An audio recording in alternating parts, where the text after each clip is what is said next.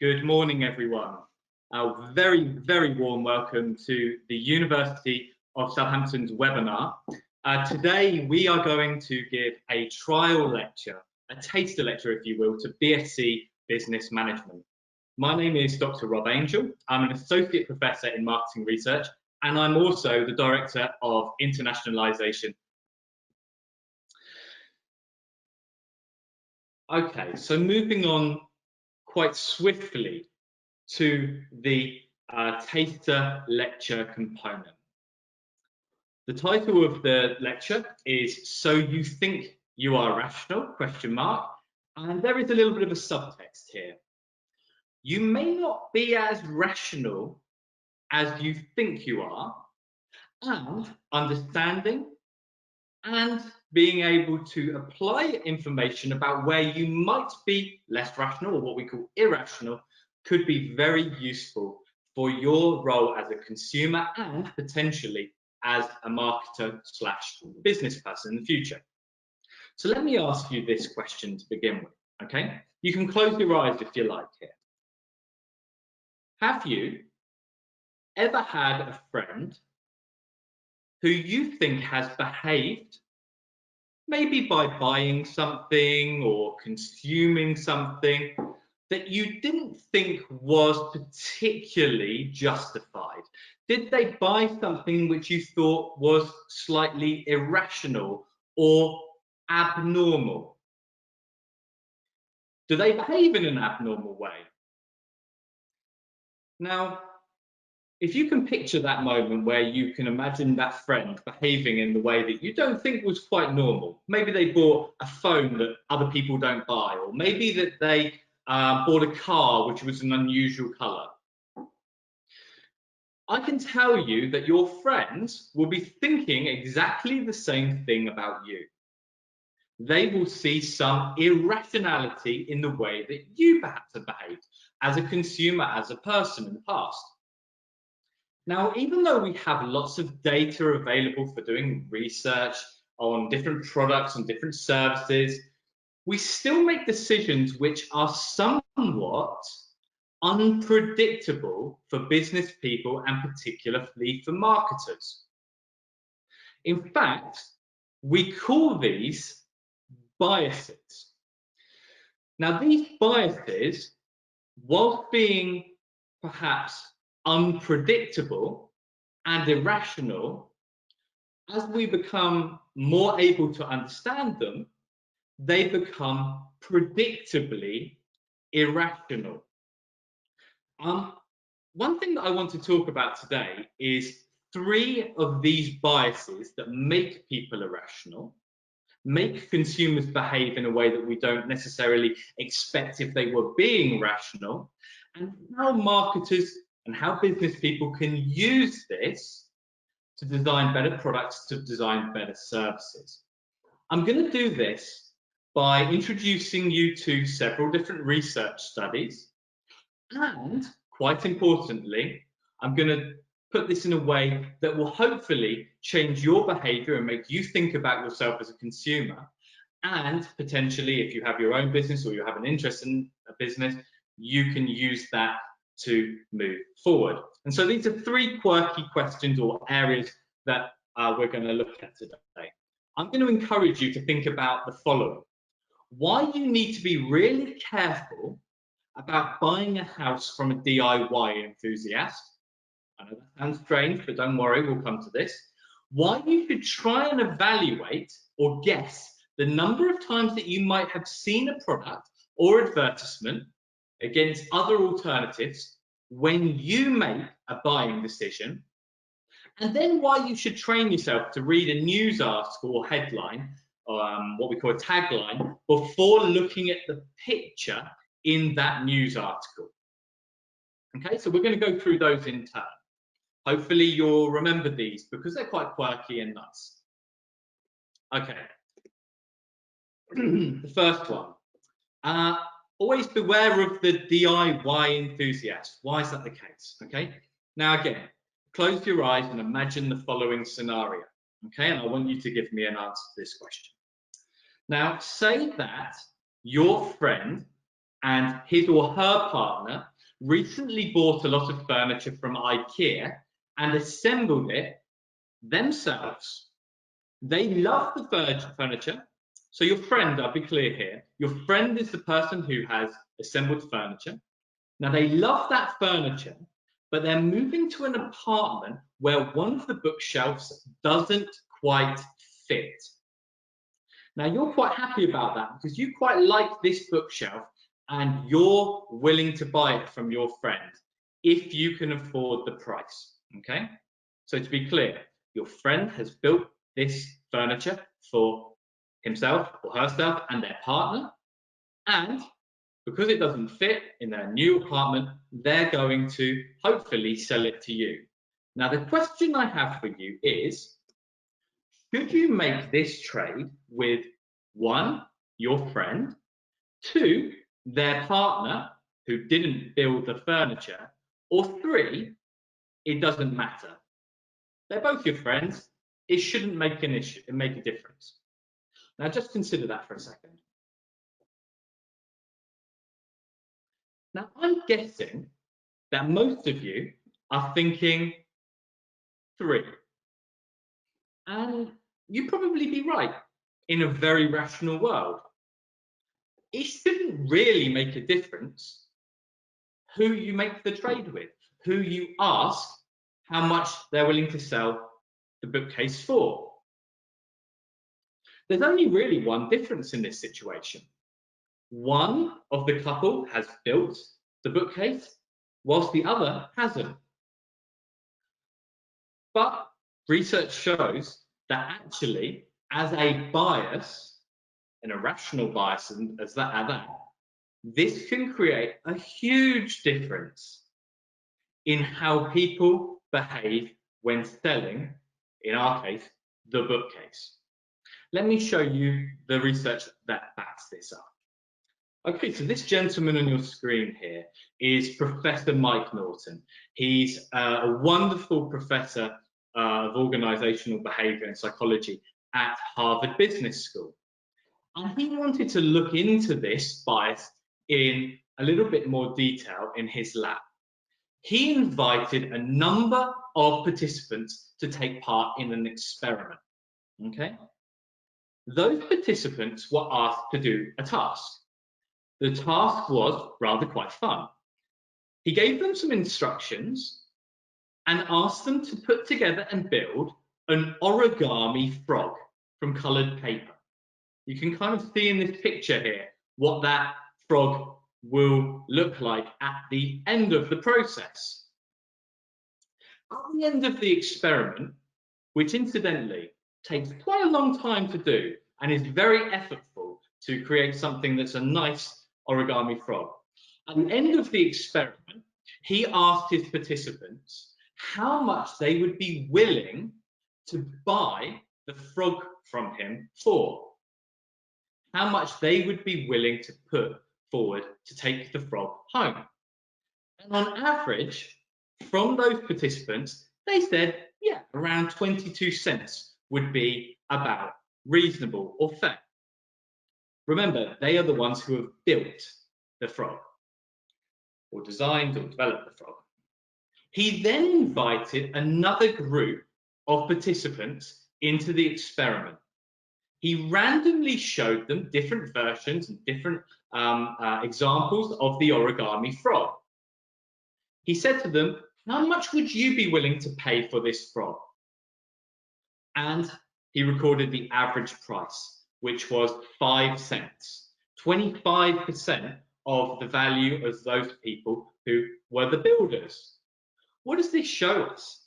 Even though the frog is exactly the same, it doesn't differ on average between the two groups, people were willing to spend a lot less on the frog when they didn't build it.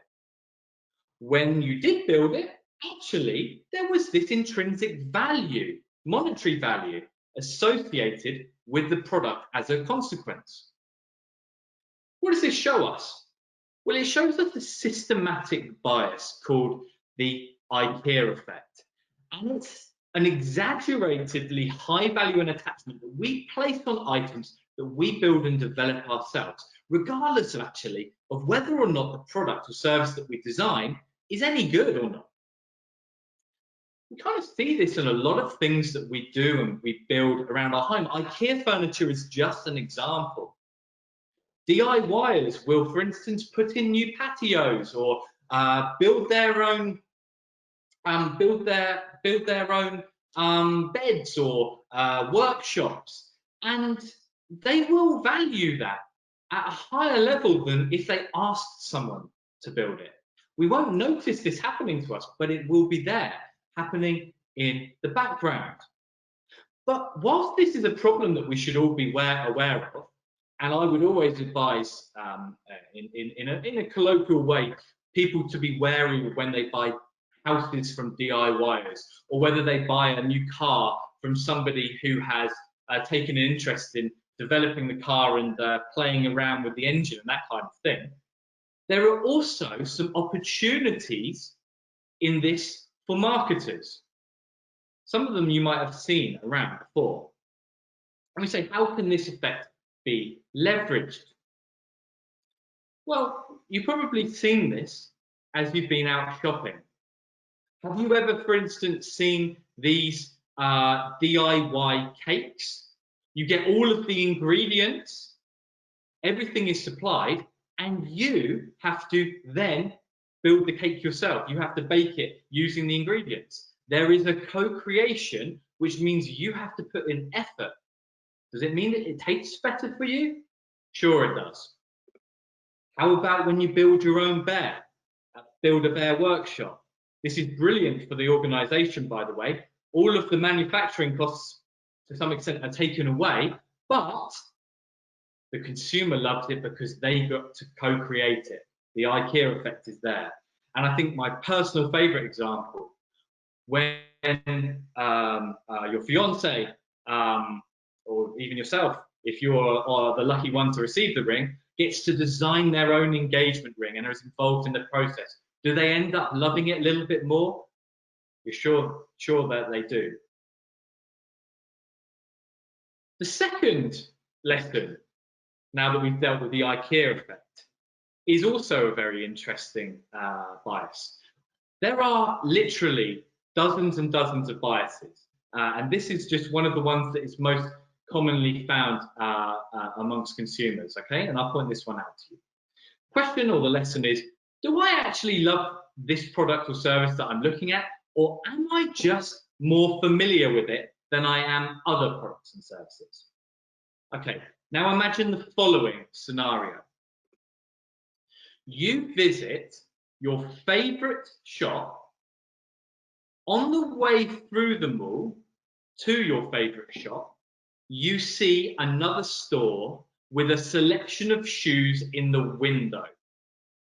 Okay, so you walk past the store, you've seen that they are displaying some shoes in the window. You carry on to your store though. There are two pairs of shoes in the size for you to choose between. The first is actually the same one that you saw in the previous store in the window. And the other you've never seen before. They are hugely similar and they cost the same price. Because you are very up together with your due diligence, you check an independent review site and both score 10 out of 10. Okay, so which one do people choose most on average? So which one do you think most people would choose in this scenario? The first shoe, the second shoe, or do you think this is an arbitrary decision? On average, it's going to be around 50-50. Remember, the only thing that differs between these shoes is that you saw the first shoe on your way to the store. So you have been exposed to it slightly more than the second shoe, okay? If you were being rational, if consumers were being rational, of course, the answer would be 3. On average, it would be about 50-50. But remember, we're not rational. Let me introduce you to a very famous study by a professor called Richard Morland at the University of Pittsburgh. Morland was interested in whether or not our familiarity with people or objects or services had an impact on how much we liked them and how much we rated them, or the extent to which we rated them highly. So he did this really unusual experiment. He had a large class of students, and he showed the class of his students a picture of 5 different girls. These girls were all roughly around the same level of attractiveness as rated by him, and he asked his students to rate them also in how attractive to look at they found them. Now, that group of students in what I'll call here class 1 rated those students as equally attractive. There was no difference between them. They were all as attractive as each other. That was one half of the experiment. Okay? The second half of the experiment is the treatment, the thing that he manipulated. So he invited the actual girls from his pictures to attend a different class. We'll call this class 2. Here's the twist. Here's the thing that was different. The girls were asked to attend each of his 15 classes with different levels of frequency. Girl number 1, we could say the girl furthest to the left, attended no times at all. She was the equivalent, by the way, of what class 1 students saw, just a picture. Class 2, the students saw the second girl on 3 occasions in the class. Now, what would happen is that these girls would come along to the class, sit by themselves somewhere near the front of the class. They would leave the classroom at the end of the lecture, and they wouldn't talk to anybody during the class.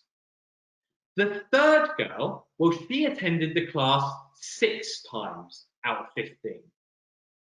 The fourth girl, 9 times out of 15, and the fifth girl, 12 times out of 15.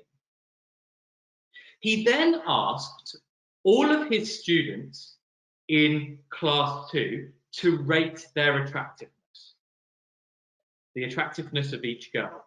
Remember, if they were being rational, they should respond in a way that wasn't dissimilar to class 1. There should be no real difference in attractiveness between the girls. But what he observed was a systematic bias.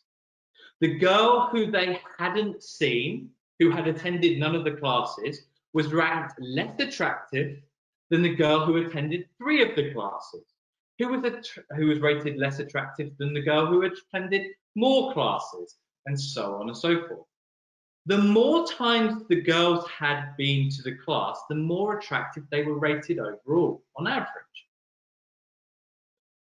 This begs the question, is there a mere exposure effect where we like things, even though we don't realise, more when we're exposed to them more frequently? The answer to that question is yes. And researchers over the years have repeatedly found evidence for this bias. It's called the mere exposure effect, and it determines a preference that we have to different products, services, and people just because we become more familiar with them. Now, just as an anecdotal example here, imagine your favorite song of all time. I'm willing to bet that the first time you ever heard that song, you were rather indifferent. Maybe you were like, oh yeah, it's a good song, but nothing really special here. Then you heard the song again. I bet it grew on you a little bit. Then you heard it for a third time and a fourth time, and it slowly became your favorite song over time. That's an example of the mere exposure effect. We don't even realize it's happening to us. I bet your favorite song is probably the song that you've also heard the most frequently of all songs that you listen to. The final lesson we have here is something that's really current. I'm not sure how this situation played out in your respective locations, but here in the UK, at the height of the crisis, just as it began to become more salient in our news and coverage of our news, we found that consumers rushed out to supermarkets to buy food, which they did in excess. People stockpiled more than they had previously done, and it led to a lack of food on the shelves and a lack of food for people in the wider population. We called this panic buying. All of the major supermarkets in the UK came together and wrote a letter to the government and to consumers, basically stressing that consumers didn't need to behave in this way. There would be enough food in the supply chain to meet demand as long as people were reasonable, as long as people didn't panic buy, as long as they didn't stockpile.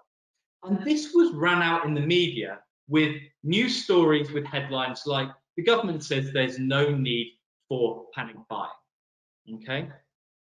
What myself and my co-author, Ben Marden at the University of Edinburgh noticed was that most of these headlines, most of these news stories were accompanied with pictures of empty supermarket shelves. So on the one hand, consumers were receiving the headline that there's no need for panic buying, but they were also seeing pictures of empty supermarket shelves. What happened in reality was, rather than quelling the amount of panic buying that supermarkets were experiencing, panic buying actually increased. So we decided to run an experiment to see if the pictures were responsible in part for this behaviour, this irrational behaviour, if you like. So we looked at two conditions. You can see them on your page now in front of you. We have identical headlines and stories underneath, but all we did was we changed the picture from one which had fully stocked shelves to one that had empty shelves. What we found was when people saw the empty shelves, they reported an 83% higher likelihood to go out and panic buy, i.e. collect and buy more items than they should or needed. This is an example of another irrational bias. But what I want to do is set you a little challenge now, okay? So the question is, why is this the case? Now, this particular study is reported in the newspaper. You can see the QR code here, and we'll also provide a link for you, which provides the news story. Please take the time to scan this and go and read the news story. We propose two different potential biases that may be behind this irrationality, but there is a third, a missing third. Here's my challenge to you. In between now and you starting at the university, I would like you to try and discover through some research what that third bias is. I'll give you a clue. It begins with an A. You can search this on the internet. Please email me at my email address, which is provided in this slide deck and will also be provided at the end, or come and visit me in my office and I will take you for coffee if you get the right answer. I'll probably take you for coffee anyway, but if you get the right answer, I'll take you for 2 coffees. No, we'll make it coffee and cake, okay? So I want you to try and find out what this bias is. Use some critical thinking. So what have we talked about so far in this lecture? We've talked about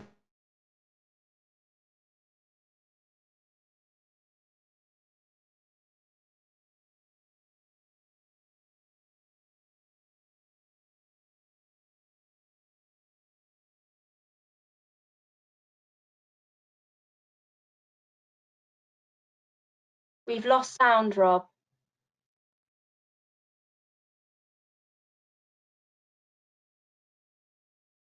Rob, we can adapt. Rob, for a moment we lost you because I think the sound was not coming through. Please repeat. Oh, I'm sorry. Hopefully you can now hear me again. So in conclusion, we've talked about three biases, three things that affect our behavior as consumers. If we know about these biases, we can use them to adapt our behavior. We can be better as consumers. We can behave in a more rational way by knowing about our irrationalities. As marketers, as business people, we can also leverage these to our advantage as well. As I mentioned before, these are just three, and you're going to find out some of the others. These are just three of a plethora of biases that we need to be aware of. This type of information would be taught in a consumer behavior class or a marketing class during your studies at the University of Southampton. So this is very much a to be continued. I wondered, does anybody have any questions about this? If you do, please do mark them in the chat box now so that I can answer. Please feel free. If not, we can continue and we can pick up any other questions as we go through at the end with the Q&A. I do apologise for the lack of sound at one point there. I'm sorry about that. Hopefully you heard about the cake though. That still stands. Please let me now take the opportunity to spend a few minutes asking you to think about and listen to what makes the BSc in Business Management truly exceptional. Now, I think this is a really special program because it gives our students a very general perspective on the entire business function. It's interdisciplinary in the fact that it consists of different disciplines underneath the business umbrella. You'll learn about accounting, marketing, HR, operations management, project management, innovation, and many more different subjects. This is extremely useful for giving a very wide view of organizations and how they are able to behave and act in the marketplace. You'll learn important skills and you'll also learn lessons which will allow you to decide which area of business you want to focus on as you move forward in your career. In essence, during a degree like this, you find out what your passion is and the things that maybe you don't like as much. And that gives you and holds you in good stead for making strong and good decisions as you move forward. What you should know about the University of Southampton as a Russell Group institution, as one of the top research-intensive universities and business schools in the UK and the world, is that the way we teach is what we call research-informed. We use and take critical issues that are contemporary and research that is relevant, and we apply it in our teaching. What that means is that you are at the forefront as a student, the cutting edge, if you like, of business practice as you learn. As you go into industry, as you go into practice, you can take that cutting edge knowledge and apply it seamlessly in your roles. As we are a business school, we also, and the business school program, we teach a mixture of different aspects of the program. We teach you knowledge. Those are tools that you can use, hopefully, from the day you learn them all the way through your career. That's theoretical knowledge. We also teach you skills. You'll learn the most up-to-date software in different disciplines like analytics. You'll learn how to use those software and apply them in practice. You'll also be grounded in our philosophy of learning, which very much focuses on ethics, social responsibility, and sustainable development. We know that this is important to students. We know this is important to the general population and to businesses. And so, as a university, we try and transmit, we try and teach students those important lessons, those values. You'll also experience what we call experiential learning. We're not just grounded in the subject matter. We try and apply it in practice. You'll have the opportunity to take part in real live case studies. You'll be able to work with organizations to apply the knowledge you've learned during your assignments. You'll have the opportunity to take part in competitions that work with organizations to solve real business problems. So we're not just about teaching theory and skills, we're also about giving you the opportunity to apply those skills and work with business people and practitioners, leaders in their field. Here's an illustration of that. Some of you also have the opportunity to, if you choose, to take this experiential learning a step further. And during your third year, you can, for instance, undertake an internship. Now, we're very lucky within the business school. We're very fortunate to have an award-winning placements team who are on hand to help you and guide you in this discovery. They help you find a job. They coach you to succeed in interviews, and they help you in defining and determining which companies you should try and work with. This year, our students are working in 75 different organisations. We have 75 students out on placement at the moment, and they will work with really exceptional organisations, just a handful of which I put on the slide here for you to look at. You will also, if you're not interested in an internship, have the opportunity to go and study abroad for another year. One of the great things about the University of Southampton and our business school is that because we're a top institution, other top universities in the world want to work with us and work with our students.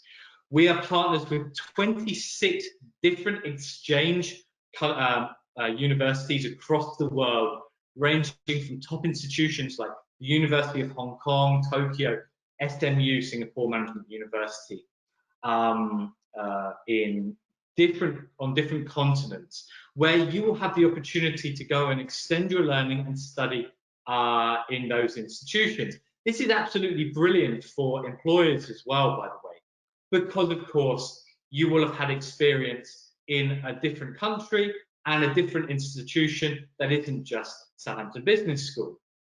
You also have the opportunity to, for instance, attend summer schools abroad. We now are in a position where we promote our partners' summer schools, which are 2 to 6 week immersions, where you will, during the recess or the vacation period, have the opportunity to go and study with students from around the world for this short period. You're also able to, if you want to, as a mixture of studying abroad and doing an internship, work for a year in a foreign country. The Southampton Business School currently has students out in different countries doing exactly this, and we also have relationships with organisations, with Bosch, for example, where our students have exclusive placements to go and work for a year. We have a student, for instance, in Germany studying for Bosch, and they were so earlier this year. We also support you in your ambition if you want to develop your own idea, your own business. And something that's really exciting is we have an incubator lab called Future Worlds. This brings together some of the top entrepreneurs and academics in the area to help our students develop and build their entrepreneurial ideas.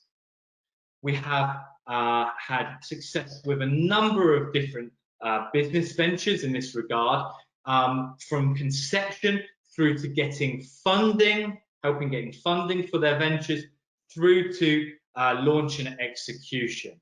This is a really exciting and innovative opportunity that students have when they come and study at the University of Southampton, which supplements the award-winning advice and help that is provided by our careers placement team, and also the help that we give our students in getting jobs on campus. And this shows up in what students think about us once they leave the institution, once they go into the real world. 94% of our students will continue to go and work in full-time employment in graduate roles, or continue with their education. And around 75% of those think that the university and the business school prepares them very well for getting and succeeding in this first role. We're extremely proud with our ability to produce exceptional graduates and help them make the transition into the workplace.